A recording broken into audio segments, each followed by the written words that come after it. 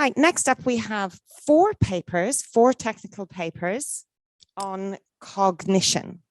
I'm going to invite Kristinn Balkenius up to talk about elements of cognition for general intelligence. Thank you, Kristinn. You still have 15 minutes. We'll just run everything late. Thank you.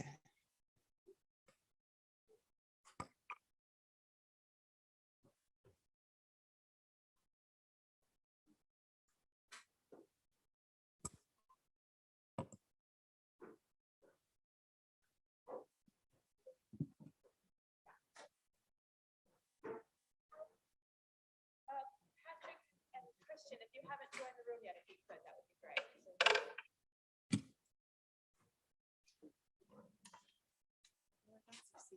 One of the initial researchers.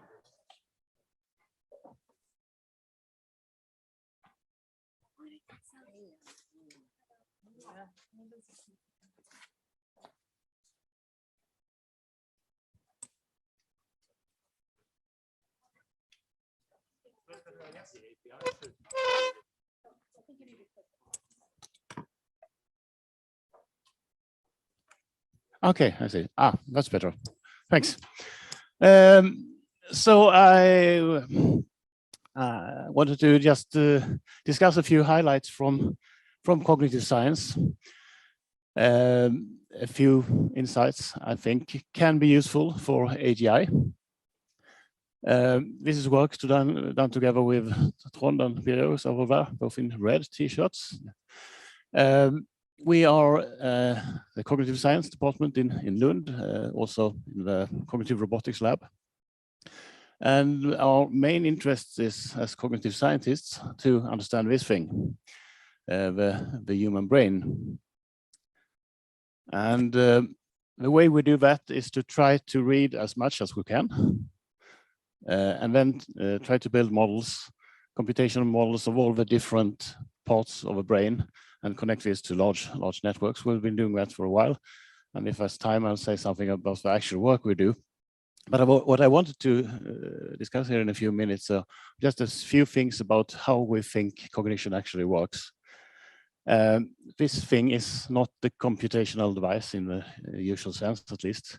It's not a reasoning engine. But the fascinating thing is that with the right training, it can become one. And in most cases, we're not very intelligent either. But one thing we know is that humans are very general. We can learn many different things.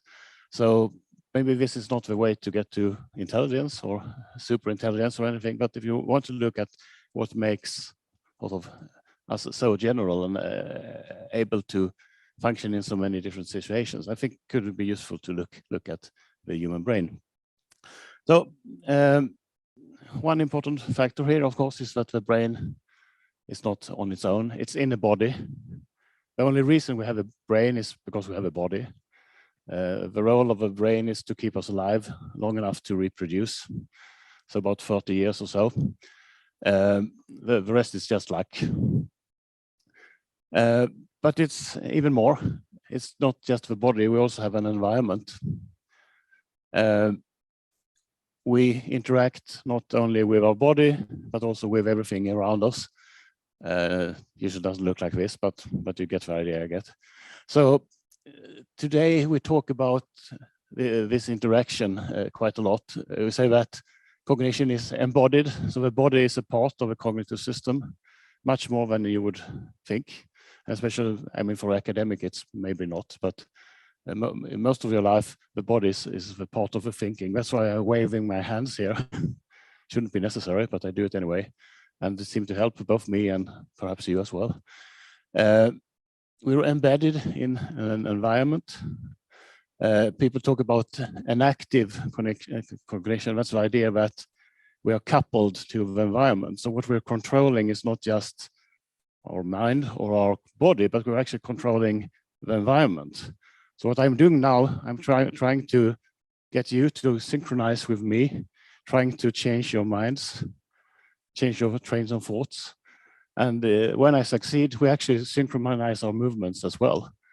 At the end of a sentence, many of you will blink in synchronicity, for instance. So we have this coupling.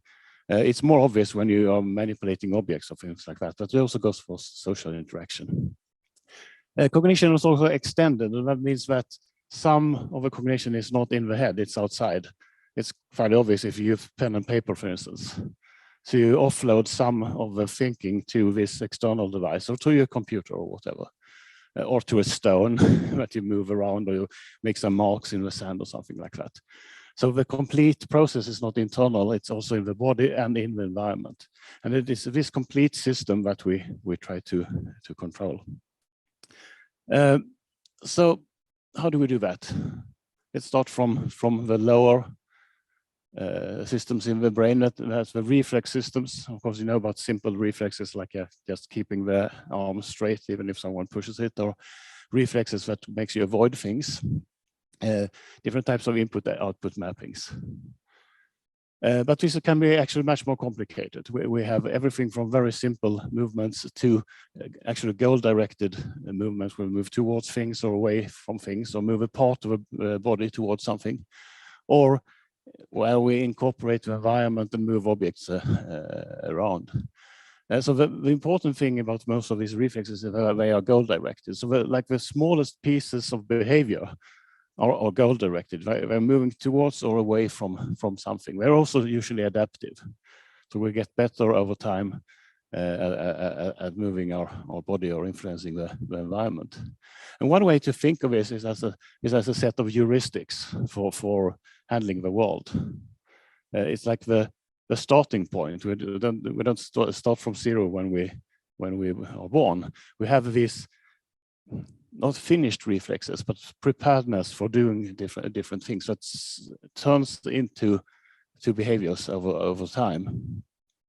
So the set of reflexes we have also bootstrap learning.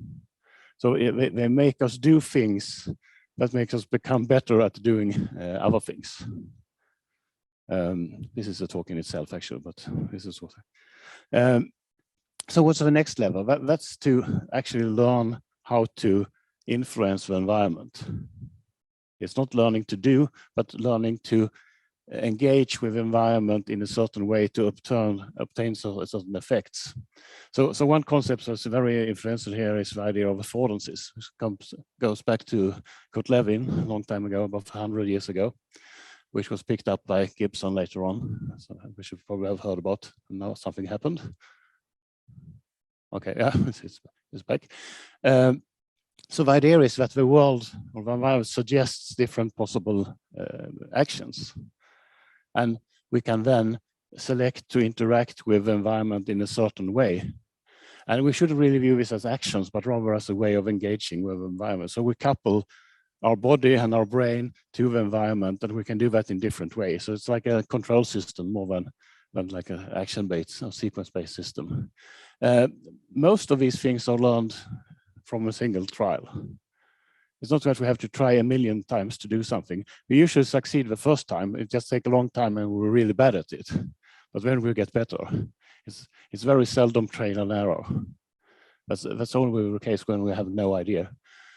So seeing a stone and having some sort of tool, there are always these different things we could do and change the environment by interacting with it in various ways. So what's next? Yeah, when we engage with the environment, we also capture the structure of the physical reality. And there's a lot of structure, a lot of systematicity. So instead of starting with systematic reasoning or something like that, we learn that from and interacting with environment that constrains what we can do and can't do at any point. So it's more like, instead of starting with reasoning rules and slowly learning common sense, it starts in common sense. And maybe if we're lucky, we can learn to reason later on, some of us at least. So one influential idea here from mostly Jean Piaget is the idea that this physical concrete interaction with environment gets slowly internalized. So we start doing physical things in the environment, but over time it gets moved in. So it's like we have a coupling with environment that gets decoupled, and we can then do the same things internally. And according to him, that's the beginning of thought. And I think that's a fairly reasonable assumption. It seemed to work like that. I showed a picture of Vygotsky as well, who had similar ideas, but for more social interaction and language, where it starts as a shared activity, but is then moved into internal language and internal thought.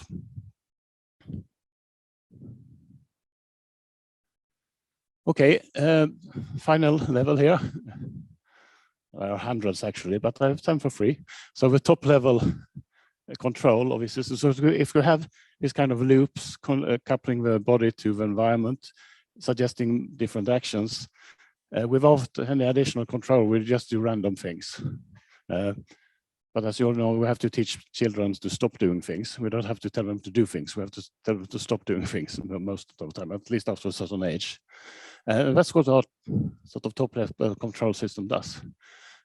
So one part of it is to select ways of interaction with the environment that move us closer to desired goals. So mostly the basal ganglia is involved in that. We also have anticipatory systems that continuously track the whole system of us and the environment. So it's like tracks, but it's tracks slightly ahead. So to be able to do anything, we have to predict maybe a second into the future all the time. Sometimes more. So we don't react to what happens right now. We react to what we think will happen in a second, perhaps, or half a second, but depending on what it is. That also goes for expected rewards and things like that. And then we have a thing called executive control, which is usually divided into working memory set and inhibition, which are 3 terrible words. But basically, it's about maintaining state over time. So things that are used to select what to do is not only here and now, but also what happened a while ago. Set is basically about selecting the appropriate types of interaction with the environment for the task we're trying to do. So it's like task selection.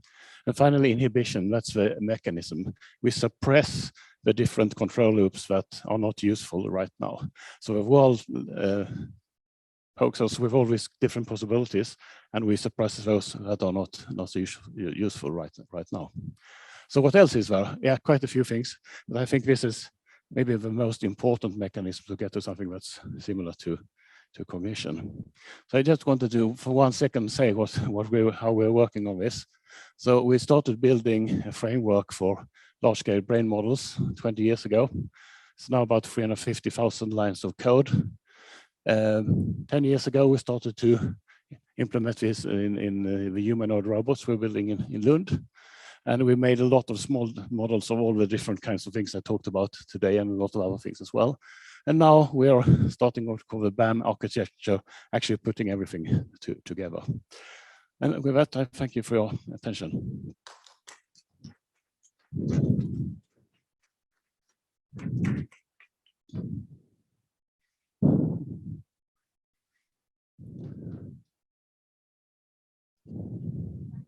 You very much, Kristinn. That was riveting and prompt on time. And we're going to take questions as we go, 1 or 2 questions only, either from the room or online.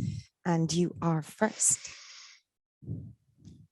You surprised me by defining cognitive science as about the brain. I would think that neuroscience was doing that.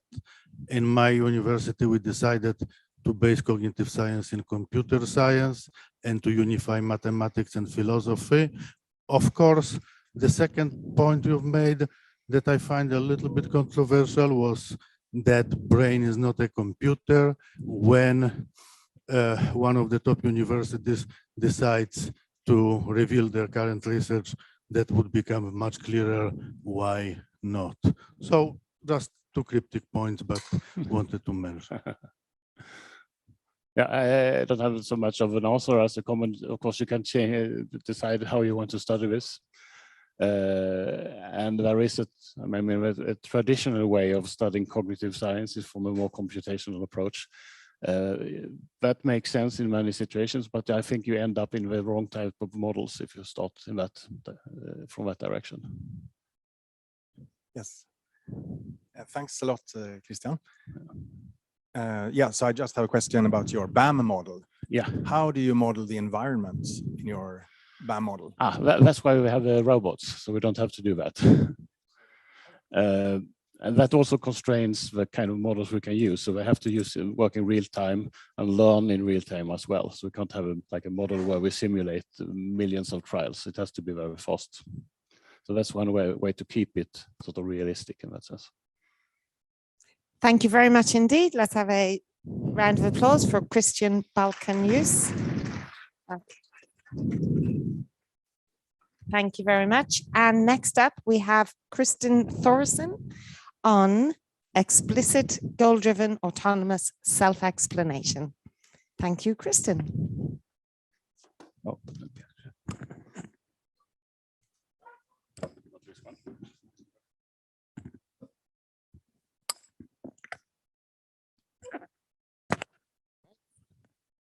Good morning, folks.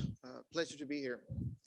So, yes, I know my title is a bit of a word salad, so let me try to put some sense into this jumble in the next hour or so, right? No, I'm just kidding.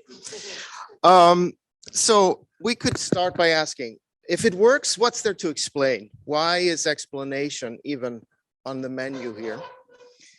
Well, it turns out that the more complex these AI systems, control systems, whatever you call them are, the more important it is to know how they work, because otherwise you can't trust them.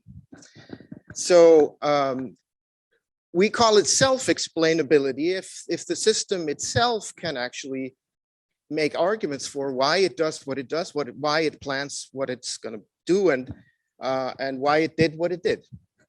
And this does not come for free. So that's why we want to look at explanation. The next question then would be, what is explanation? Well, let's just do some groundwork here. We're given a world with some elements in it that follows a set of rules. And it may not be fully understood. It may not be fully known. It may even also be somewhat non-deterministic. In some circumstances, given certain original situation and an impulse of some sort, there's a transformation that happens. And we humans call this an event with a particular outcome. And that's, of course, arbitrary based on our goals and needs, what we call an outcome, because that's just an endpoint that's convenient to talk about, right? So explanation really is the dissection and reconstruction of that scenario in some way. So explanation involves dissecting the parts of some parts of such a transformation and tracing essentially, or selecting the important parts of it, the ones that you consider relevant to an explanation. And of course, this dissection and reconstruction, it actually, how you do it depends on the goals of why are you producing this explanation. So that's an explanation in a nutshell, the way we conceive of it.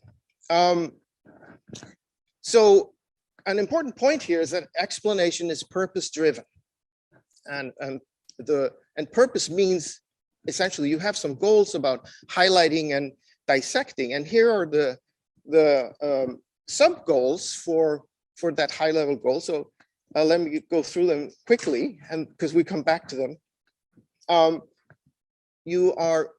When you give an explanation, if there's a reason to give the explanation, it is because you're trying to highlight or identify unknown variables or patterns, unknown causal factors or causal chains, or unknown errors in background assumptions. So this is basically the bottom line of it's a full disclosure here. This is the point of our paper, to improve or prove understanding. And we don't necessarily mean that in the mathematical sense, although I suppose it could be, but more in the sort of commonsensical sense, to demonstrate your understanding. And there are some sub-goals here, and these are the sub-goals that we mentioned before. That is to highlight or identify unknown variables, patterns, causal vectors, or causal chains, or background assumptions. But that pushes the question a little bit further out, and now we are left with another phenomenon called understanding. So let me explain that. No pun intended. So we have here a rainbow of types of knowledge, and laid it out this way to explain it. So we have the type of knowledge on the left-hand side, in the middle, what it enables, and then how to make use of that on the right-hand side. In the center, you have correlation. This is the most fundamental source of information about anything. This is, or you could say, this is the most fundamental source of information about regularity. But it's also, yeah, and let me fill in these. So this enables you to do prediction. With only correlation, you can do prediction. And the way to do that would be to generate hypotheses about what's going to happen next. But unfortunately, that is not enough to get stuff done. To achieve goals, you have to know about causal relations. These are regularities about, when I see an A and a B together, it's not that they just happen together all the time. It's that A actually causes B, and then B is a result of A. And so if you want to get an A, it's not enough to have a B, because the arrow is from A to B. And that's good for getting stuff done. Now, compositional knowledge is when you have a network of these causal relations. And that allows you to compare and contrast, make plans, and many other things. And at the top, you have basically a cumulative causal relational model set, where you have fully described a particular phenomenon with potentially the smallest set of models that you could get away with. So now, note that essentially, if you have one level above the lowest one, i.e. causal relations, you actually subsume the level below, and so on. So, so the highest level here of modeling, it subsumes the other levels. And it doesn't go the other way. You cannot work with causal relations if all you have is correlation. So that goes all the way up. And this is where understanding lives. It's at the top level. So that's why understanding is actually key to AGI, because a model set, essentially a composite model of a phenomenon, allows you offline manipulation of that phenomenon. And deepening an understanding really means improving that. So let's talk a little bit about models. So a model set, I mentioned this a few times, essentially a phenomenon phi and a model set of that phenomenon is verifiable if it allows you to make good predictions of that phenomenon, to produce effective plans for that phenomenon, to recreate the phenomenon, and to explain the phenomenon. We are really talking here about pragmatic understanding. And of course, the common sense use of the term understanding has various meanings. But the completeness of that model set and the accuracy of the elements in that model set, including the relations, is what allows you to have an understanding. So really, understanding is a key principle for autonomous acquisition of knowledge, for honing that knowledge, for updating that knowledge with new information, and so on. And an AGI system really has to have the ability to deepen its understanding, i.e. to do this online all the time. That's at least on our list of requirements for creating an AGI. So now back to explanation. We said this already. Top level goal of explanation is to improve or prove understanding. And this is the method. And the cool thing about empirical explanations is that if they rest on falsifiable hypotheses about causal relations, then they allow you to create micro theories or experiments that you can go out into the world and test. So, because they allow you both to do deduction and abduction, you can actually test things. Does that look like a light switch? Well, let me press it, see if it does it. And we do this all the time. And we do it by essentially creating hypotheses. And we've gone through these before. Essentially, the management of these kinds of hypotheses is an explanation process. And that allows you to essentially become generally intelligent. Because if you can't manage a large set of hypotheses about a diverse set of things, well, you're not going to be general. I've said so much, as much about this in my paper on explanation hypothesis, which essentially just boils all of this down about explanation in a very convenient, accessible way. So in summary, basically, the purpose of explanation, according to our theory, is to improve understanding. And if you have a physical world that regularly presents novel data, the intelligent agents in that world must be able to handle novelty. And so if they have to figure out novel stuff, they have to model their experience and they have to model their modeling of that. And that requires a lot of hypotheses and a lot of management, and including, the dissection, identifying variables and patterns, causal chains, and so on. And the explanation essentially relies on a defeasible ampliative reasoning mechanism that includes induction, deduction, abduction, and analogical thinking. And that is what powers general intelligence. Thank you.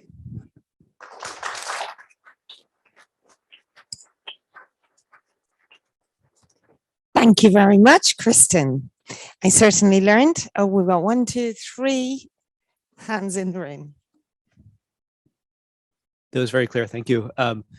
So I've seen a very similar kind of, hierarchy that where you put explanation puts counterfactuals. And I'm wondering, this is, Pearl, but back to Lewis and so on. I guess I'm wondering whether you agree with that, which I think probably no, and like what beyond counterfactuals would you want explanations to do? So counterfactuals are just one way of dealing with information and situations with a variety of potential explanations, i.e. potential ways of working, right? And so there are other things, than counterfactuals. Analogies is a big one. And how you isolate causal relations, because so Pearl doesn't really explain how you generate these causal networks, and that's what you need to do autonomously to handle novelty. Thank you for your talk. Maybe on the more pragmatic or practical side on the metrics, I think sometimes there can be these pseudo explanations where you sort of define a trust metric and then generate explanations to make like the human trust you, but it might not have anything to do with actually explaining. Can you comment on metrics? Yeah, that's why we require verifiable explanations, and they have to be falsifiable, because you can always find evidence for something, but if you falsify it, it's wrong.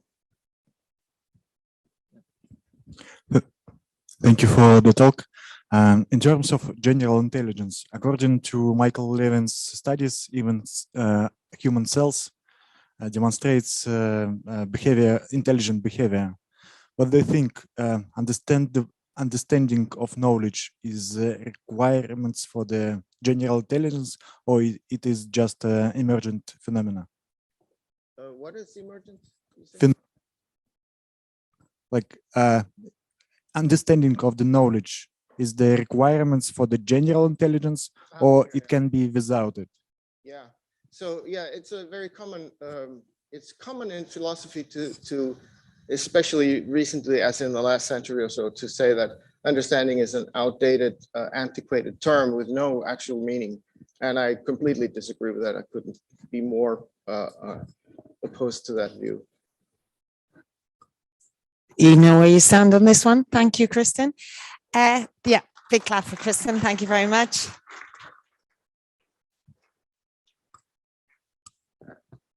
Right, our next, we've got one question for Kristinn. Sorry, I've just got through on the YouTube. Is that right, Haley? From Jazzbox35. Thank you, Jazzbox35, for your question. The internet is rife with debates of whether or not LLMs understand. What is your opinion? And we understand it may change. It depends on your definition of understanding.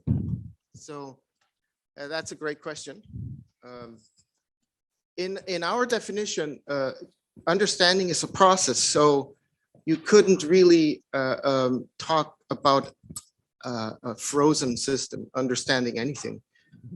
It is more like a giant lookup table than anything else. And it goes actually to the question of sort of how does a general intelligence learn new things, and how does it deal with novelty? And any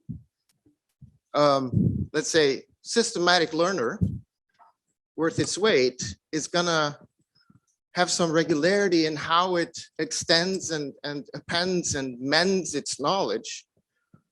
And this is part of why a learner can trust its new knowledge that it's acquiring. So so explanation really is not just for a third party. It's actually even though it's not allowed, you know, even though the system doesn't necessarily speak it out loud, there are, you could say, when we think like, why do I think that no person can be in two places at the same time? In the traditional physical definition of you know, the atoms that make up the human. And it's based on a lot of experience, but also there are some explanations behind it. If it's like this couldn't be the case, and so on. And this is clearly not, at least to me, how LLMs produce their behavior. So in a nutshell, are you saying no? Yes. Thank you. I would say, so I mostly agree with that, but I'd point out about a frozen system, like in few shot in context learning, it's not a frozen system, right? The learning is taking place in the activation space. So if there was understanding on the time scale, we normally think about it in human cognition, it would be in that activation space learning, right? Which isn't frozen, and is where the closest thing to emergent seems to be happening in the dynamics of LLMs. Yeah, fine. Let's go with that notion. I think, though, ultimately, because of the way that the LLMs learn and are trained, they're really just pretending to understand. So they're very good at pretending to understand. But that is an opinion at this point. That's a hypothesis. I don't have the paper to give you where I prove that view. So that remains to be seen. And I'm open to being wrong, but I think I'm right. For what it's worth, my intuition is they're 80% pretending to understand and maybe 20% actually understanding by my own intuitive feeling of these concepts, which makes it weird and complicated. But indeed, I don't have empirical validation to prove that either. And I'd rather spend my time building what I think will be an actual AI than probing the precise details of these systems. So. Yes, on that point, we absolutely agree. Brilliant. Thank you very much indeed, Kristinn. Thank you, Jazzbox35, for a great question. Now we just hand over microphones, and next up we have Robert Wray in the room here. in Stockholm. Thank you for joining us, Robert. Robert's going to talk about computational level analysis of constraint compliance for general intelligence. Perfect. Thank you. Give him a warm welcome. Thank you. All right, thank you very much, everybody. I'm really happy to be here. I appreciate you being here. What I really want to talk with you about today is how can we get agents to follow the rules? And when I think about rules, I think about human systems that we live in. And we live in a world full of rules and more generally constraints, things that constrain our behavior, lots of different contexts in which we interact in the world, and lots of different places from which we get rules. And humans are pretty good at dealing with all these rules coming from lots of different directions and being able to more or less follow the rules most of the time. Sometimes we deliberately don't follow the rules, but our AI systems really don't have any of that capacity today to understand these human-like rules in a very general way and to respond and to adapt to them, especially in this multi-contextual situation. So many of us learn to drive on the right, some of us learn to drive on the left, but when we move into another context where the opposite is true, with just a little bit of experience, most of us can succeed in that new context without a lot of issue. We go from one culture to another culture and we're, become aware of the rules. Maybe we research those rules ahead of time, but understand the norms around cultural interaction in a different place than we come from, and we can choose to essentially adapt to those new rules in that new place. And I want to mention rules versus constraints in an English language context. Rules can sort of imply a very kind of fixed notion. So I'm going to use the word constraint instead of rules just to kind of get away from that notion of an explicit thing that's written down, but certainly one of the things that we're interested in is rules as laws and things like that. Another thing about these contexts and the constraints within them is that they change all the time. And so not only do we have to have systems that understand the rules, but they have to be adaptive to the fact that the rules are going to change. So what we're interested in as a long-term goal for a research project is really kind of understanding how these systems can follow the rules. And I want to contrast that to these narrow, what I would characterize as narrow AI approaches that, well, one of the ways that you can solve this problem is by changing the rules, right? We've all heard the story that we could have autonomous cars tomorrow if just humans didn't drive. So that would be one way to solve the problem, but it's not really solving the problem of how to follow the rules. Similarly, we could just say, well, this system only works in this specific context. And that would be a way in which to, achieve some kind of success, but it wouldn't be the same as being able to have systems that could freely interact in the world that we know and live in. So why is this problem difficult? And really it comes down to my inexact and imprecise phrase of systems of constraints and rules are messy. And what do I mean by messy? Well, I can't see and know everything in the world. So if I have a set of rules, but there's unknowns in the world that would affect my compliance to those rules, then I can't know whether I'm compliant or not. We live in worlds where mistakes can sometimes have catastrophic consequences. So it's really important to be aware of what those rules are if they can lead to catastrophic situations.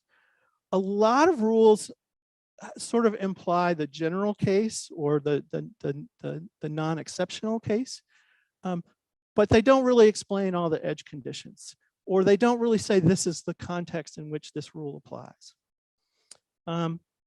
Another issue is abstract and poorly defined constraints. So I want to harken back to Professor Schinke's presentation yesterday.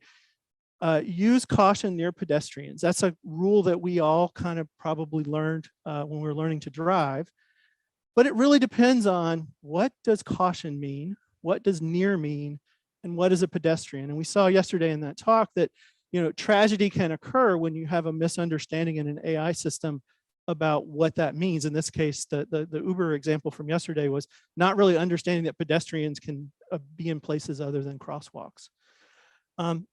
Also yesterday, we talked about in Professor Ingvar's talk about, sort of humans don't always agree on what the terms are in a field. They come up with these dialects that sort of say, this is the way I'm going to use this word.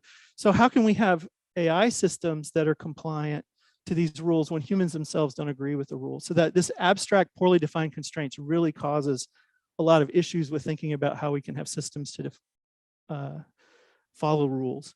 And lastly, all these different contexts in which we find ourselves are going to create situations in which those rules interact with one another. So the system of rules that we live with as humans is in no way coherent. And so AI systems are also going to have to be able to deal with systems of rules that are not coherent. So our general notion of the way we're attacking this problem is something we call constraint compliance. That's just coming up with strategies that allow systems to effectively deal with these systems of rules and constraints. Some of the things that we think are really important are that this constraint computation is happening all the time in all situations. It's not you think about this once, you understand the constraints, and then you go forward. The world is changing, the constraints are changing, and so I have to be thinking about this on a moment-to-moment basis. That means it's got to be an efficient approach. Another thing which might be controversial to some of you is that we think that it's got to be a satisficing approach. By satisficing, I mean, I do the best that I can with the information I have at this moment in time. So while verifiable systems or provably correct systems are really important in some domains, if we really want systems that go out into the world in sort of a free way, then we're going to have to come up with some way of trusting them to try to make good decisions in that moment and not being able to provably verify that they will behave appropriately, because it's just going to be impossible, just like it's not possible for us to prove to ourselves that you will react to a certain situation a certain way. And then finally, we will need the systems to be responsive to these new contexts, new goals, and so forth. And that means, hearkening back to the presentation yesterday about DNNs, is that preparation is really important. Training, understanding the problem, all that would be important, but it's not at all sufficient. The world is non-stationary, it's going to change, and anything that I do in a training context can carry over, but it's not going to be sufficient. So what I want to do next is sort of briefly talk about the scope of this problem in the context of a computational analysis. So some of you might be familiar with this notion of the three levels. We are definitely interested in the algorithmic and implementation levels. I'll give you, one slide on what we're doing at these levels. But really today, I want to talk about this computational level, understanding what is the goal of this constraint compliant function that we're talking about. I'll walk through a little bit of details in terms of a functional role and then briefly talk about the processing logic. I just don't have enough time in this talk today to go through the details of the processing logic, but it's in the paper. So imagine we have an agent that doesn't have any constraint compliance built in, but it's got goals that it gets from someplace, maybe internally, maybe externally. It makes some decisions relative to those goals by considering a space of possible things it might do. That's the cloud. And then from those candidates, it selects a choice. So when we add constraint compliance, one simple initial way of thinking about what that is doing is it's saying, well, some of those places in the decision space from the point of view of my constraints are, we can say, prohibited. I don't mean that in a strong logical sense, but less preferable. The green ones might be permissible. You might even say obligatory in some cases. And then there's shades of gray amongst these. So some of the minuses are less desirable than others. And then the selection process is really changed now because the selection process has to take into account both what you're trying to accomplish in terms of your goals, but also these constraints. But the picture gets more complicated because I mentioned the system of constraints. So once I have a system of constraints, then any specific candidate can be a negative choice or a positive choice from the point of view of any individual constraint. So that then leads to needing to have some kind of conflict mitigation strategy. You could think about this in a number of different ways. From, there's various kind of ethical reasoning approaches that would be appropriate there for the conflict mitigation strategy. And this still isn't quite enough because I mentioned that you can't perceive the whole world all the time. So sometimes what you have to do is extend your decision space because you have to gather more information to understand whether or not you're compliant with what's going on in the world. So what I want to do is I'm going to briefly mention this processing logic. Again, that sort of walking through this detail is in the paper, but I'm just going to focus on one part of this pipeline, which is where we've chosen to kind of really dig into some computational implementations and the notion of what we call a partial grounding. And the idea behind a partial grounding is I've got a constraint that I understand is relevant to my situation. I'm in a situation, but I don't quite have all the details to understand how this constraint exactly fits into my current situation. So I have a 16 or 15-year-old who is learning to drive at the moment, and he literally came home from his class, driving education class, and he said, they told me to maintain a 3-second distance when I'm following on dry pavement. So for those of us who are experienced drivers, we might kind of have a sense of what that means, but imagine 15-year-old kids sitting in a car for the first time, trying to understand what that means. And it means that they're going to be constantly looking at the car in front of them, looking at their speed, trying to evaluate, am I behaving consistently with that constraint? And that's exactly this partial grounding problem that we're trying to solve in the agents, that we really would like the agents to be able to understand, I need to make a measurement to understand whether I'm acting in a way that's consistent with my constraints. So we have a current implementation. I'm not going to talk more about this today here other than this, which is that one of the things that's really important is to understand when you actually want to do this, because you could spend all of your time as an agent evaluating your constraints. You can't do that. You've got things I got to do. So you got to be smart about when you do this. And then when you decide you have to take one of these measurement goals, then you have to decide how does that fit in the larger framework of the task and the goals that I have.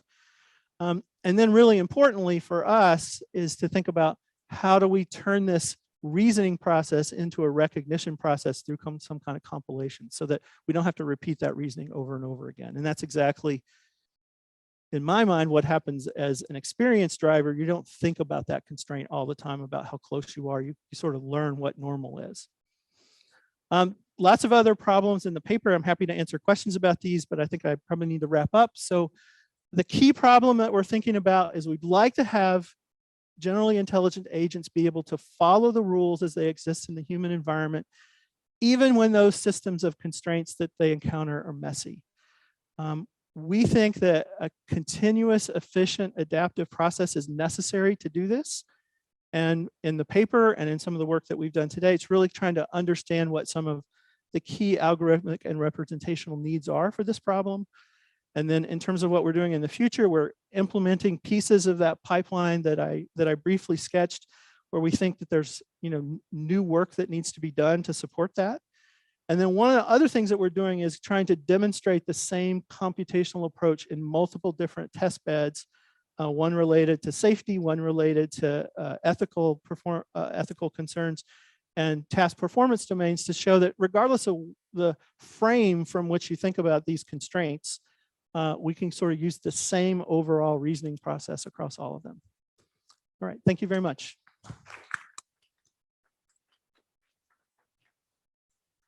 Thanks very much indeed, Robert. That was fascinating. Questions in the room? 3. Let's shoot them fast. Hi, thanks for your talk. To me, this is still quite scary in the sense that I see how you want to let the agent think about certain things, but at least the framework in which this is done, I want to be verified. At least the meta framework, I want to be able to have some guarantees on how long the agent can think about this. Can the agent use this framework of fuzziness to avoid its actual responsibilities and its actual takes on things? Thank you. Yeah, so that's great. I chose to say what I said a little bit provocatively on purpose, because a lot of the work that's been done, and especially in the last decade, has been really focused on this provably correct stuff. I think Selmer had a paper where they sort of critiqued some of the work that was done earlier, sort of looking at some of the provability aspects of this. But I mean, one of the things that I would counter would be to say, if we have general intelligences that are coming, and it seems like we do, and a lot of conversation about the last day has been about that, it would be better to be able to understand how they might follow the rules, where they might break down, how they go about making their decisions, than for them to be a pure black box. So, I mean, we can also say that it will only work in this particular context in a particular way. But I guess my sense is that people are going to put them into a context in which they weren't designed. So just like well, anyway, I'm not convincing you, so I'm sorry, but. I think that having a rule following component and some facility to interpret, language as rules and compile them down to rules and then make sure that we're following the rules is important. But I think, survival in people's lives depends on determining which rules to follow and which rules to ignore. For example, you have different methods for crossing the street in New York City versus Los Angeles and versus Stockholm, because I'm trying to figure it out here too. So anyway, so, you can't follow all the rules as well. Even in driving, we know that there's so many rules to follow, and, you're breaking rules all the time when you're driving on the highway or whatever. So, and my last thought was that there's this human biases wheel, and you have a lot of biases that people have, and all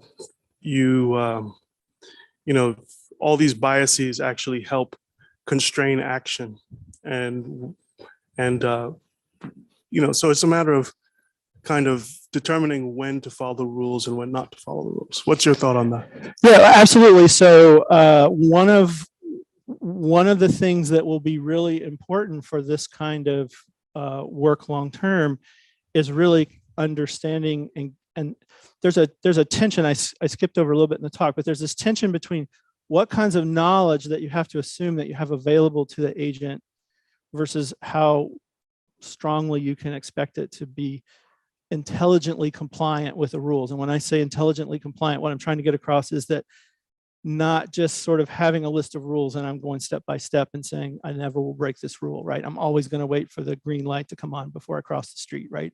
If you walked around Stockholm the last day, the folks in Stockholm do not wait for the green light, right?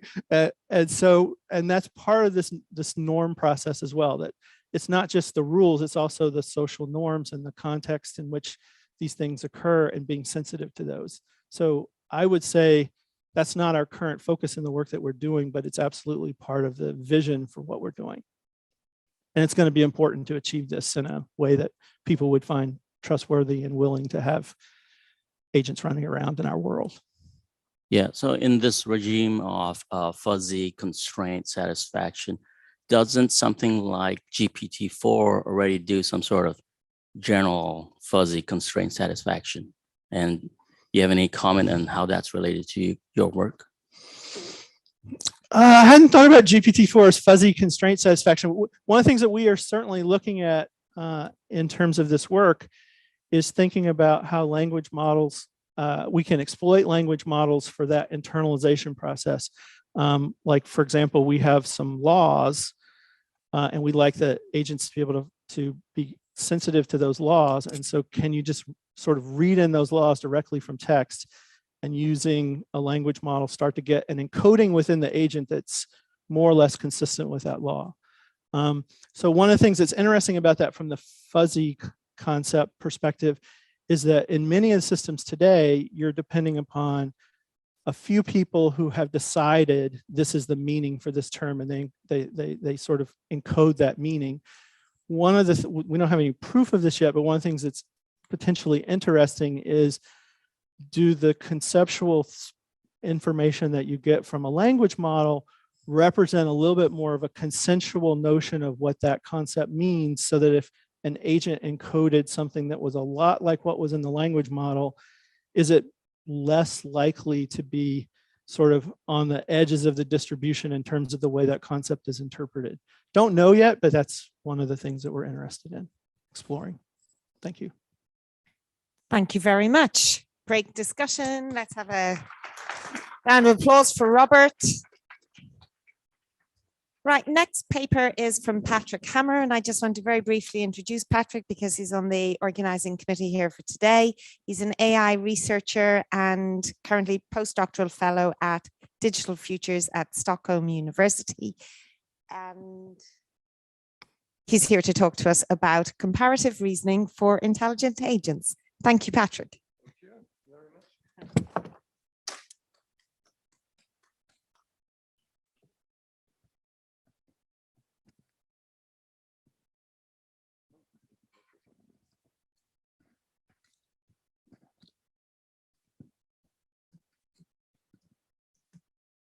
Test. Okay, works. Just want this to be full screen.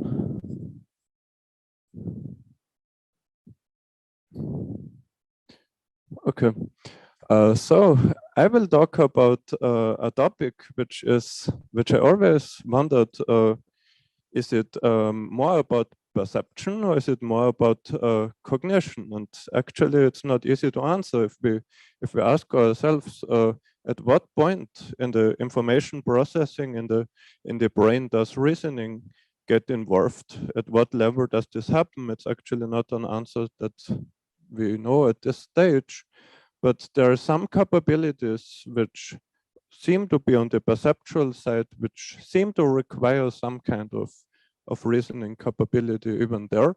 And today I will talk about particularly one aspect here, which is comparative reasoning. When we see two things, how can we compare them perceptually?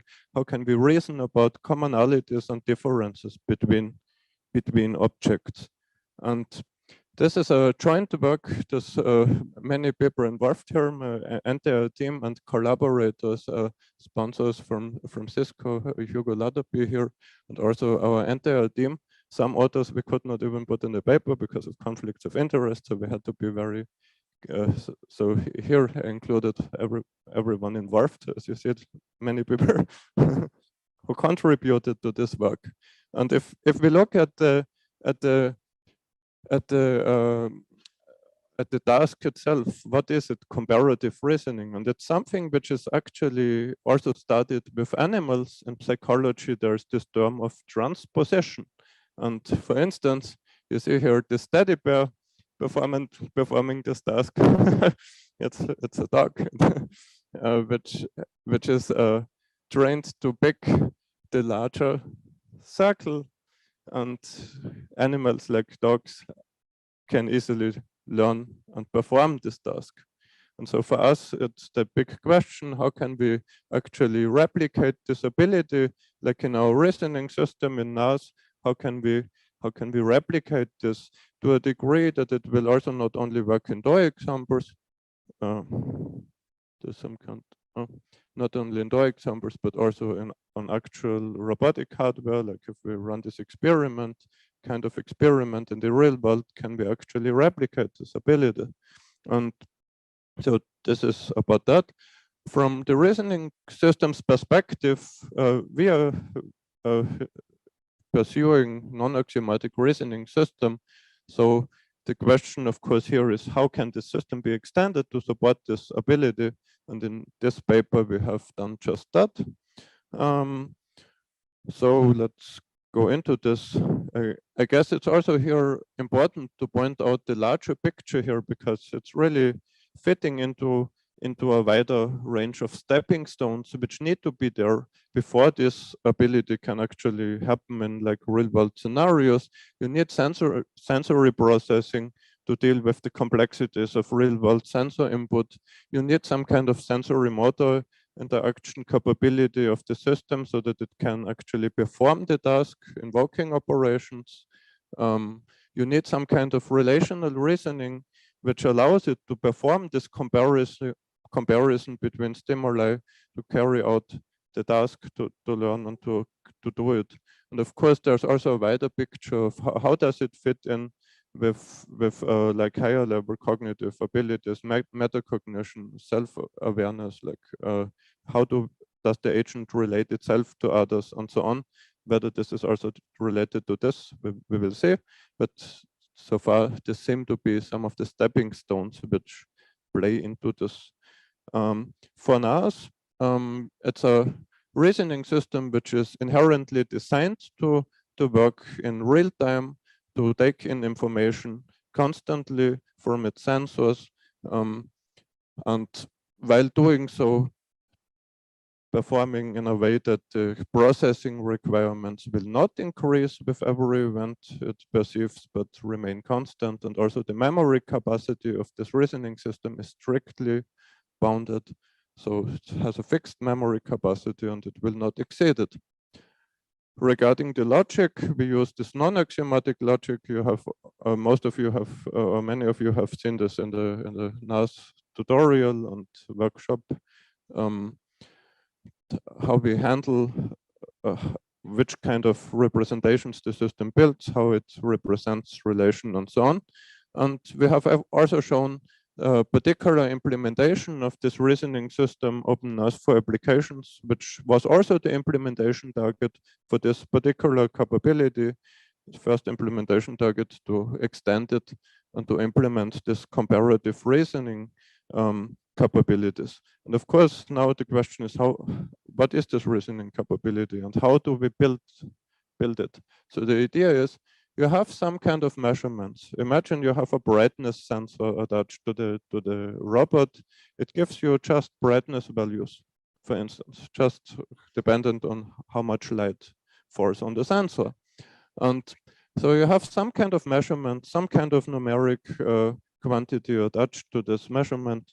And then if you have multiple of these measurements, that's where it becomes interesting, because then you can ask yourself the question, is the second measurement larger? Is it smaller? Is it about the same?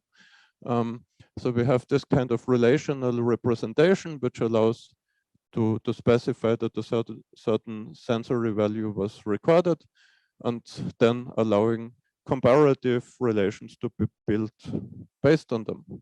And here, of course, if you have comparative relations, like if you know one thing is larger than the other, and you probably know there's even a thing which is larger than the second thing, then you can infer that this last thing is larger than the first thing. So there's a certain structure inherent in this comparative relations, which is like transitivity in case of greater than relationship, and also some other like asymmetry and different relation properties. Essentially, if you have equality, then of course also symmetry of the relationship. So that's also what we formalized accordingly. We have built the inference rules accordingly so that it can compare measurements, build the comparative relationships, and then perform further reasoning on top of this built relationships using this relation properties. And here you see the form in the paper, and in the implementation, it also looks quite similar. So it's ASCII representation, but we have quite neat inference or language specification. And in terms of robotics, that's a quite useful capability. We have since now almost 2 years worked with this transport robot, which has like a camera attached to it. And so for this particular task, we have attached object detection model, which allows it to see object categories of certain kind and where they are located. And within this bounding box, we extract additional information like color information, red, green, blue, and we they can also generate a measurement regarding the bounding box dimensions, x and y size, so that it can actually compare the sizes of the object. So in this particular task, we then instructed the robot to pick the smaller bottle among 2 candidates. And as you can see, it can carry out this task. It will see both of them and make the decision according to this comparative relation. And from a perceptual perspective, there's also a wider story behind this. For animals, as psychologists have figured out a long time ago, they are very effective in learning and conditioning on commonalities and differences between objects. If one thing is significantly different than another in a certain aspect, then this is very salient to the animal. And our control strategy for this perceptual component is similar in the sense often there are many quantities to compare, which ones to pick, which ones to explicitly make it reason on. And here also the same idea. If there are big differences between 2 objects in certain dimensions, then that's something which is probably worthy to reason on. So it's driven by the biggest changes between the objects. And it's also this mechanism is also used to, if it sees a new object, to know which remembered object is most closest. So it always knows what's the most similar thing it remembers, but it also notices the biggest differences to this remembered instances and compared instances. So that's the overall approach here. Also from a control perspective, differences and commonalities are really key, essentially, in one sentence.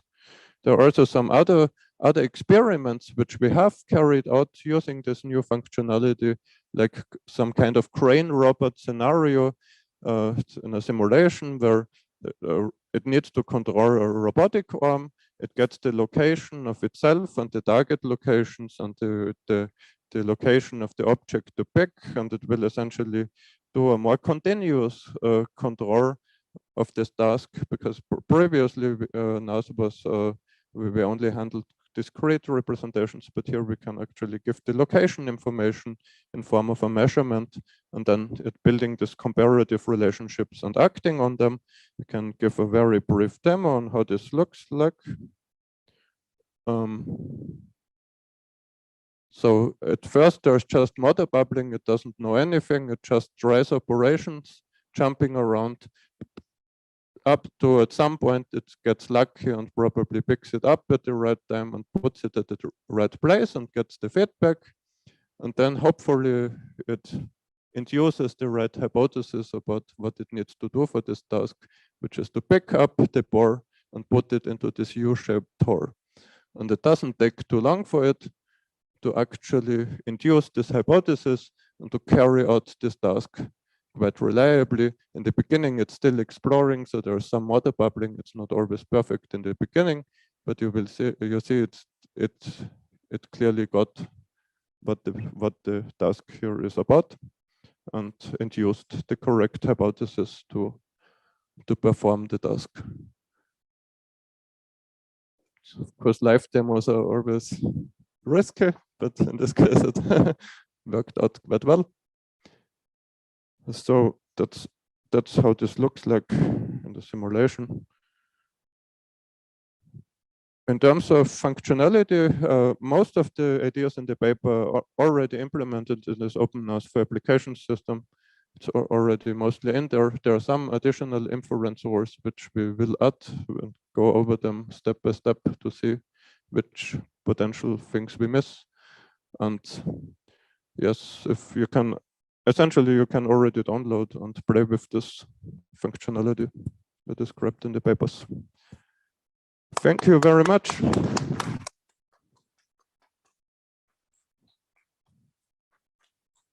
Thanks so much, Patrick. Great talk, and always fabulous to see robots and live demos working out in action. So we've got a question for you from YouTube, from Paul Berger. Thank you very much, Paul. He's asking here, did you achieve specific milestones in your framework from sensory motor reasoning coordination, e.g.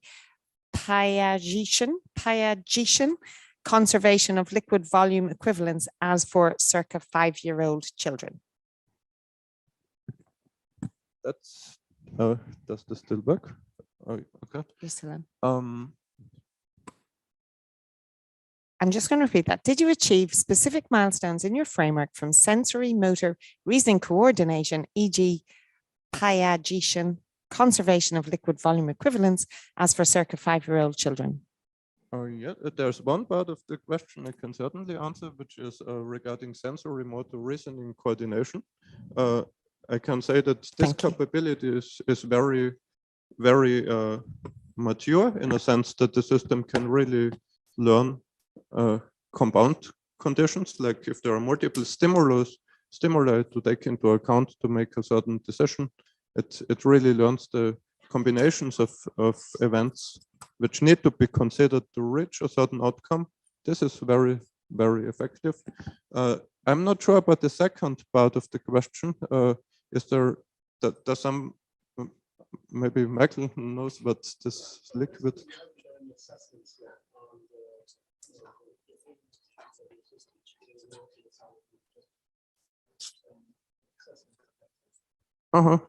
That's true. I guess there's also this question in terms of cognitive development, like Piaget envisioned. To what degree we can replicate this?